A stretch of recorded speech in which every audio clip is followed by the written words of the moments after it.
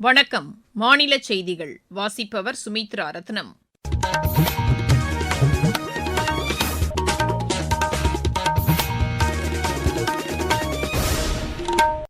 தலைப்புச் செய்திகள். விவசாயிகளின் நலனுக்கு எதிரான எந்தவொரு ஒப்பந்தமும் மேற்கொள்ளப்பட மாட்டாது என்று மத்திய அரசு திட்டவட்டமாக தெரிவித்துள்ளது. தமிழகத்தில் இதுவரை இல்லாத அளவிற்கு ரயில் கட்டமைப்பு வசதிகள் மேம்படுத்தப்பட்டு வருவதாக மத்திய இணையமைச்சர் டாக்டர் எல் முருகன் கூறியுள்ளார். திமுக பிரிவினை அரசியலை கடைபிடித்து வருவதாக பிஜேபி குற்றம் சாட்டியுள்ளது. டாஸ்மாக் பணியாளர்களின் கோரிக்கைகளை நிறைவேற்ற முதலமைச்சர் முன்வர வேண்டும் என்று விடுதலை சிறுத்தைகள் மற்றும் இடதுசாரி கட்சிகள் கூட்டாக வலியுறுத்தியுள்ளன. ஆசிய துப்பாக்கிச் சுடும் போட்டியில் இந்தியா இன்று 2 தங்கம், 1 வெள்ளி, 1 வெண்கலப் பதக்கம் வென்றது. இனி விரிவான செய்திகள். விவசாயிகளின் நலனுக்கு எதிரான எந்தவொரு ஒப்பந்தத்தையும் மத்திய அரசு மேற்கொள்ளாது என்று வேளாண் துறை அமைச்சர் திரு சிவராஜ் சிங் சௌஹான் கூறியுள்ளார். செய்தி நிறுவனத்திற்கு அளித்த பேட்டியில் இதனை தெரிவித்த அவர், அமெரிக்காவுடனான வர்த்தக ஒப்பந்தம் காரணமாக விவசாயிகள் பாதிக்கப்பட மாட்டார்கள் என்று திட்டவட்டமாக தெரிவித்தார். இந்த ஒப்பந்தம் குறித்து எதிர்க்கட்சிகள் தவறான தகவல்களை பரப்பி வருவதாகவும் திரு சிவராஜ் சிங் சௌஹான் குற்றம் சாட்டினார். அம்ரித் பாரத் திட்டத்தின் கீழ் நாடு முழுவதும் 1337 ரயில் நிலையங்களில் மேம்பாட்டுப் பணிகள் மேற்கொள்ளப்பட உள்ளதாக ரயில்வே அமைச்சர் திரு அஸ்வினி வைஷ்ணவ் கூறியுள்ளார். மக்களவையில் கேள்வி நேரத்தின்போது இதனை தெரிவித்த அவர், இந்த திட்டத்தின் கீழ் 172 ரயில் நிலையங்கள் மேம்படுத்தப்பட்டுள்ளதாக கூறினார். மாற்றுத்திறனாளிகளுக்கான வசதியை உள்ளடக்கியதாக இந்த மேம்பாட்டுப் பணிகள் மேற்கொள்ளப்படுவதாகவும் திரு அஸ்வினி வைஷ்ணவ் தெரிவித்தார். தமிழகத்தின் ரயில்வே திட்டங்களுக்கு மத்திய பட்ஜெட்டில் 7611 கோடி ரூபாய் நிதி ஒதுக்கீடு செய்யப்பட்டுள்ளதாக தகவல் ஒலிபரப்புத்துறை இணையமைச்சர் டாக்டர் எல் முருகன் கூறியுள்ளார். சமூக வலைதளத்தில் இதனை தெரிவித்துள்ள அவர், காங்கிரஸ் ஆட்சி பொறுப்பில் இருந்தபோது ஒதுக்கிய நிதியை விட இது 9 மடங்கு அதிகமாகும் என்று குறிப்பிட்டுள்ளார். சென்னையிலிருந்து பெங்களூரு மற்றும் ஹைதராபாத்திற்கு புல்லட் ரயில் வழித்தடங்கள் ஏற்படுத்தப்படும் என்று அறிவிக்கப்பட்டிருப்பதை அவர் சுட்டிக்காட்டியுள்ளார்.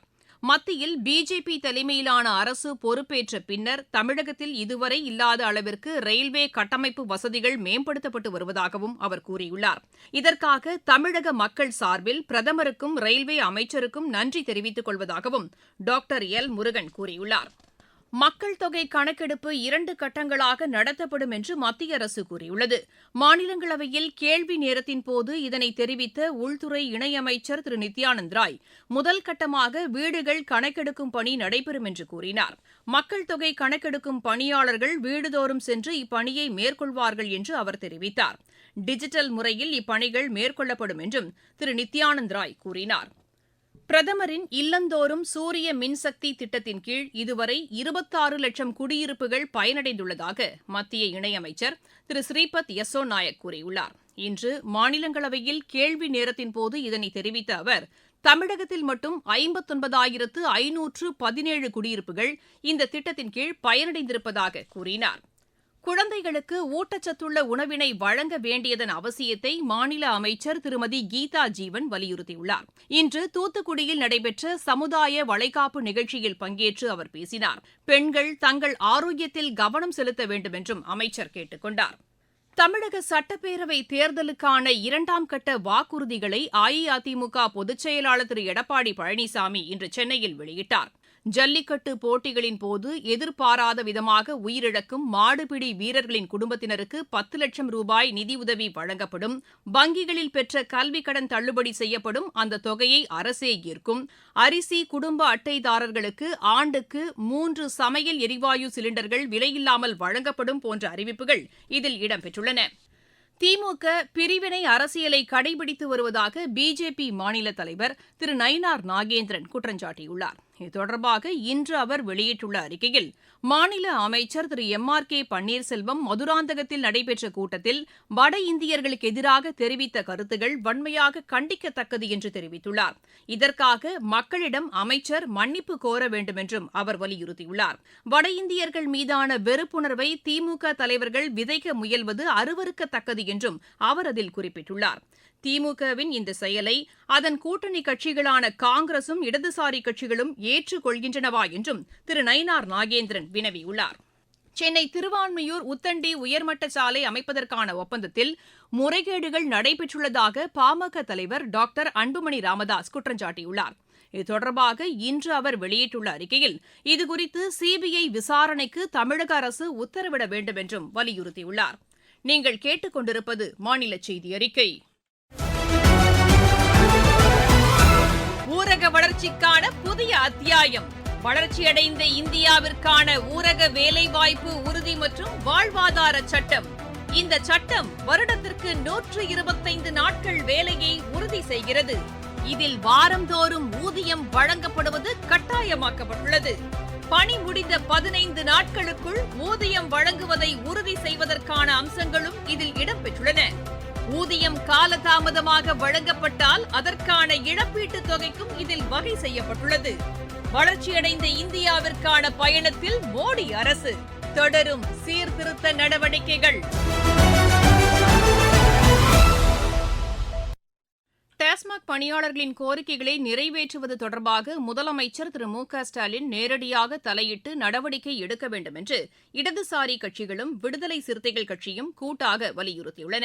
இது தொடர்பாக அக்கட்சி தலைவர்கள் இணைந்து வெளியிட்டுள்ள அறிக்கையில், போராடும் டாஸ்மாக் பணியாளர்கள், பகுதி நேர ஆசிரியர்கள், சத்துணவு மற்றும் அங்கன்வாடி ஊழியர்களை அரசுக்கு எதிரானவர்கள் என்று எதிர்மறையாக அணுகக்கூடாது என்று வலியுறுத்தியுள்ளனர். சர்வதேச புற்றுநோய் தடுப்பு தினம் இன்று கடைபிடிக்கப்பட்டது. இதனையொட்டி நாடு முழுவதும் பல்வேறு விழிப்புணர்வு நிகழ்ச்சிகள் நடைபெற்றன. மாநிலத்தின் பல்வேறு பகுதிகளில் விழிப்புணர்வு பேரணிகளும் நடைபெற்றன. மாவட்டச் செய்திகள். நாமக்கல் மாவட்டம் ராசிபுரம் மற்றும் சேந்தமங்கலம் பகுதிகளில் 9 கோடி ரூபாய் மதிப்பிலான அரசு நலத்திட்ட உதவிகளை மாநில அமைச்சர் திரு மதிவேந்தன் இன்று வழங்கினார். பெரம்பலூர் மாவட்டத்தில் மாற்றுத்திறனாளிகளுக்கான நலத்திட்ட உதவிகளை மாநில அமைச்சர் திரு சிவசங்கர் இன்று வழங்கினார். சென்னை மாநகராட்சிக்குட்பட்ட அடையாறு மண்டலத்தில் 40 லட்சம் ரூபாய் செலவில் கட்டப்பட்டுள்ள மகளிர் உடற்பயிற்சி கூடத்தினை மாநில அமைச்சர் திரு மா சுப்பிரமணியன் இன்று திறந்து வைத்தார். வேலூர் மாவட்டத்தில் வாக்காளர் பட்டியல் சிறப்பு தீவிர திருத்த பணிகள் குறித்து அதற்கான பார்வையாளர் திரு தீபக் ஜேக்கப் தலைமையில் அனைத்துக் கட்சி பிரதிநிதிகள் பங்கேற்ற ஆலோசனைக் கூட்டம் இன்று நடைபெற்றது. மதுரையில் நறுமணப் பொருட்களுக்கான நுகர்வோர் விற்பனையாளர் சந்திப்பு கூட்டம் இன்று நடைபெற்றது. திருப்பத்தூர் மாவட்டத்தில் 3 கோடி ரூபாய் மதிப்பிலான நலத்திட்ட உதவிகளை ஆட்சியர் திருமதி சிவசவுந்தரவள்ளி இன்று பயனாளிகளுக்கு வழங்கினார். கன்னியாகுமரி மாவட்டம் பொன்மனை மாரிக்கோணம் ஸ்ரீ தர்மசாஸ்தா கோயில் கும்பாபிஷேகம் இன்று வெகு விமரிசையாக நடைபெற்றது. விளையாட்டுச் செய்திகள். ஆசிய துப்பாக்கிச் சுடும் போட்டியில் இந்தியா இன்று 2 தங்கம், 1 வெள்ளி, 1 வெண்கலப் பதக்கம் வென்றது. புதுதில்லியில் நடைபெற்று வரும் இப்போட்டியின் மகளிர் 10 மீட்டர் பிரிவில் ஈஷா சிங் தங்கப்பதக்கம் வென்றார். மகளிர் 10 மீட்டர் குழு பிரிவில் தங்கப்பதக்கத்தையும், ஆடவர் 10 மீட்டர் குழு பிரிவில் வெள்ளிப் பதக்கத்தையும் இந்தியா வென்றது. ஆடவர் 10 மீட்டர் பிரிவில் சாம்ராட் ராணா வெண்கலப் பதக்கம் வென்றார். 19 வயதுக்குட்பட்டோருக்கான தெற்காசிய மகளிர் கால்பந்து சாம்பியன் போட்டியில் இந்தியா 8-0 என்ற கோல் கணக்கில் பூட்டானை வென்றது. நேபாளத்தின் பொக்காராவில் நடைபெற்ற இப்போட்டியில் பெர்ல் பெர்னாண்டஸ் ஹாட்ரிக் கோல் அடித்தார். தோஹாவில் நடைபெற்ற ஆசிய ஸ்னூக்கர் சாம்பியன் போட்டியில் இந்தியாவின் பங்கஜ் அத்வானி வெள்ளிப்பதக்கம் வென்றார்.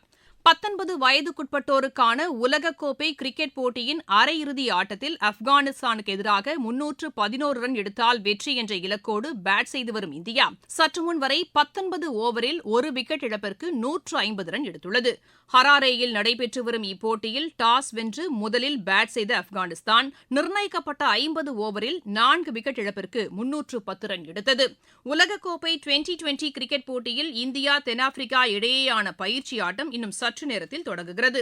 நவி மும்பையில் நடைபெறவுள்ள இப்போட்டியில் டாஸ் வென்ற இந்தியா முதலில் பேட் செய்ய தீர்மானித்துள்ளது. கேப்படோஷியா சர்வதேச டேபிள் டென்னிஸ் போட்டியில் இந்தியாவின் திவ்யான்ஷி பௌமிக், சிண்ட்ரெல்லா தாஸ் இணை காலிறுதிக்கு முன்னேறியுள்ளது.